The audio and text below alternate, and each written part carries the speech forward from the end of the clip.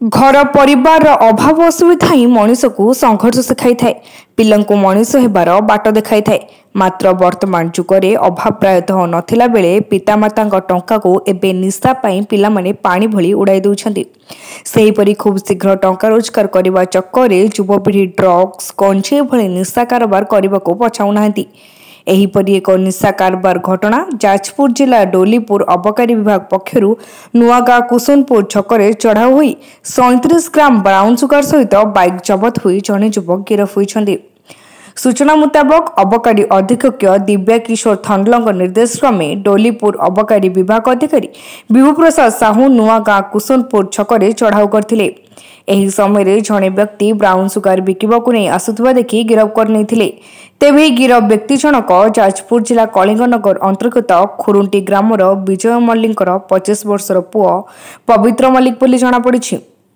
अबकारी विभाग पक्षरु एही अभियुक्त गिरफ करबा परे गोटे मामला रुजु करी जाजपुर रोड कोर्ट चालाना करछंती।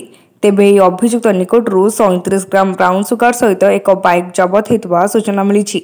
एही चढ़ाऊ एएसआई रश्मिरेखा जेना, सुचित्रा नायक, मालती माझी, गणेश दंपत सामिल होइतिले। आज सकाल प्राय 9:15 समय आम विशेषतः खबर पाइलु जे त्रिजगा कॉलोनी गोटे 25 वर्ष गोटे पिला ता ना हूँ पवित्र मल्लिक जे कि बहुत दिन है ब्राउन सुगर बेपार करता। सी भद्रक ब्राउन सुगर आणिक आसार आम पाखे खबर आसला। यही खबर सत्यता अनुसंधान करी आम गोटे टीम फर्मेसन करूँ।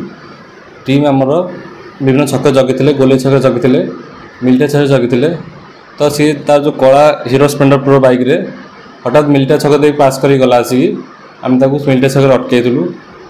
अटकई उपज साक्षी मान सम्मुखें तलाश करूँ पाखर 37 ग्राम ओजन हिरोइन जोटा ब्राउन सुगर पाउडर कहते जबत होती। संक्रांत अबकारी थाना केस नंबर 38/2025-26 एक मामला रुजु कर मान्यवर एडीजे कोर्ट में प्रोड्यूस कराला।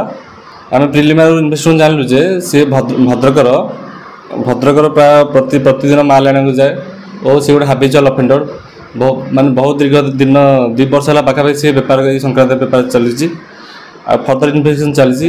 यही कार्यक्रम जो मैंने सब अच्छा खूब शीघ्र आरेस्ट कर जबत ब्राउन सुगर आनुमानिक मूल्य है 3,70,000 टंका सहित बाइक जब आड करेंगे 4,30,000 टंका जबत कराई टंकार भैल्यू जबत। जाजपुर व्यासनगरु ज्योति प्रकाश भूया रिपोर्ट तीर्थक्षेत्र लाइव।